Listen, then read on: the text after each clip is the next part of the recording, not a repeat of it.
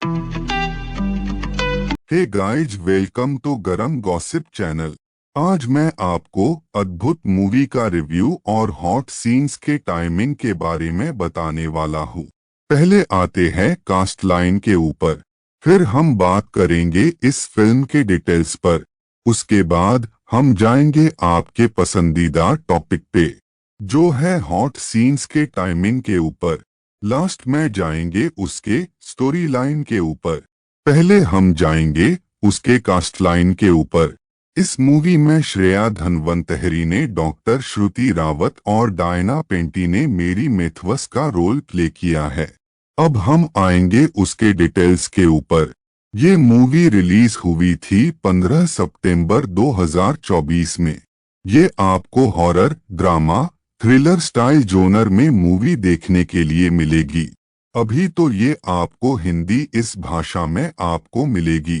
अगर आपको देखना है मूवी को तो आपको सिनेमा और कौन से भी ओटीटी प्लेटफॉर्म पर देखने के लिए नहीं मिलेगी। इसकी IMDb रेटिंग है 5.3 में से। ये मूवी पूरी 1 घंटा 50 मिनट की है। अब आते हैं आपके पसंदीदार पड़ाव पर, वो है हॉट सीन्स के टाइमिंग के ऊपर। पहले आता है 8 मिनट 3 सेकंड पर श्रेया धनवंतरी का एक पैशनेट पिटिंग सीन दिखाया गया है। उसके बाद 55 मिनट 24 सेकंड पर एक्ट्रेस का एक पैशनेट किसिंग सीन और पैशनेट पिटिंग सीन दिखाया गया है। आखिर में 58 मिनट 11 सेकंड पर श्रेया धनवंतरी का एक पैशनेट किसिंग सीन और पैशनेट पिटिंग सीन दिखाया गया है। अब जाते हैं आखिर पड़ाव पर, वो है वेब सीरीज की कहानी या स्टोरी लाइन इंग्लिश में। कहानी की शुरुआत होती है जहाँ पर हमें एक बहुत बड़े डिटेक्टिव की सेरेमनी दिखाई देती है जिसका नाम गजराज अवस्थी था।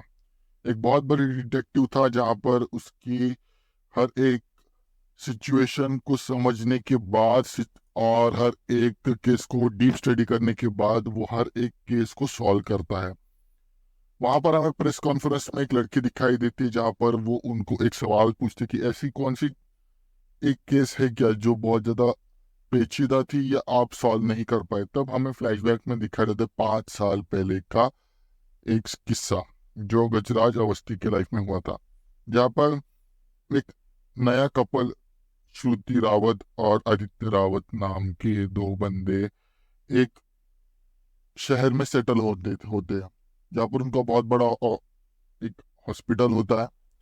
और वहां पर उनका हॉस्पिटल में बहुत बड़ा रश भी होता है क्योंकि एक बहुत बड़े सर्जन भी होते हैं। हर एक आदमी या उसके पेशेंट्स को बहुत अच्छे तरीके से ट्रीट करते हैं।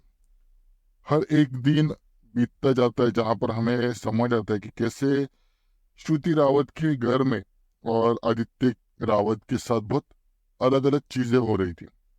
जैसे कि एक बार उनका मिक्सर चालू रहता है और वहां पर उसको बंद करने के बाद भी वो चालू ही रहता है। दूसरे दिन उनके ऊपर एक बहुत बड़ा झूमर गिरता है, पर गिरने के बाद भी वहां पर एक मार्क वो छोड़ देता है, वो एक क्रॉस मार्क। जहाँ पर उनके मिक्सर में से निकली हुई जो टोमेटो की पेस्ट थी वो भी एक क्रॉस मार्क दिखाती है। और ऐसे बहुत सारी चीजों में सिर्फ क्रॉस मार्क ही दिखाई दे रहा था। अब वो कंफ्यूज हो जाते, इसलिए वो एक डिटेक्टिव हायर करते जो था गजराज अवस्थी।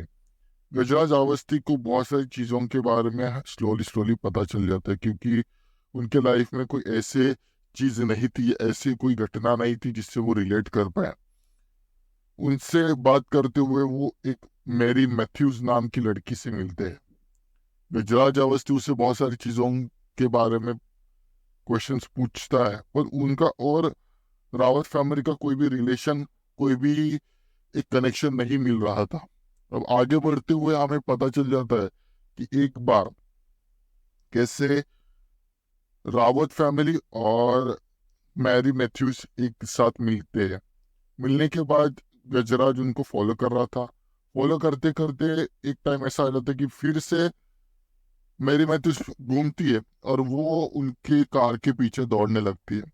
और दौड़ते दौड़ते उनका पीछा करते करते वो उनको मिस करती। ये सब कुछ गजराज नोटिस कर रहा था।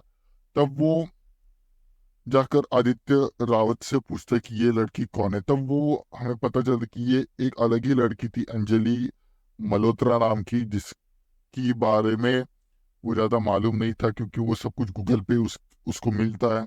तब हमें पता चला कि अंजलि मल्होत्रा का बहुत बड़ा सर्जरी हुआ था फेस का।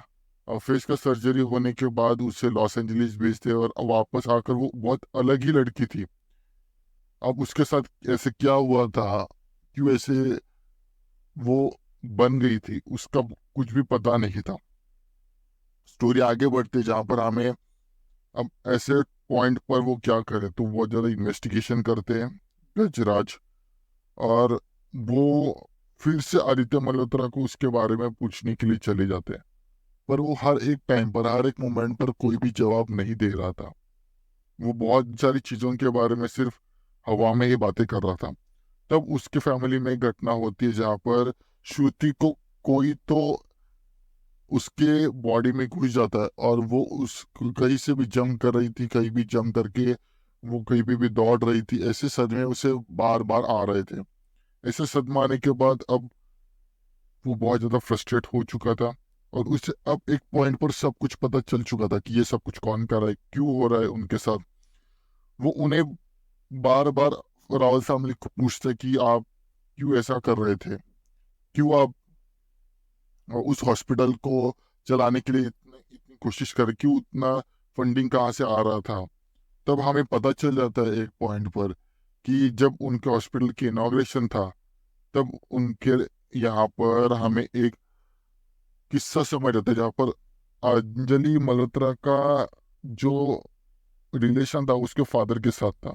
जब उसका एक्सीडेंट हो चुका था, तब एक एमी नाम की लड़की से एक हार्ट लिया था जो इम्प्रूवमेंट दिखा रही थी।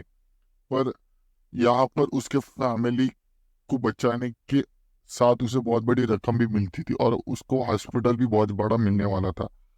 और ये सब कुछ किस्से सुनने के बाद हमें पता चल जाता है कि जो श्रुति रावत और आदित्य रावत के जो बीच में दरार आ चुकी थी, वो सब कुछ इसी वजह से आ चुकी थी क्योंकि आदित्य रावत को ये सब कुछ नहीं करना था और श्रुति रावत ने उसे मैनिपुलेट करके, फोर्स करके ये सब कुछ करवाया था।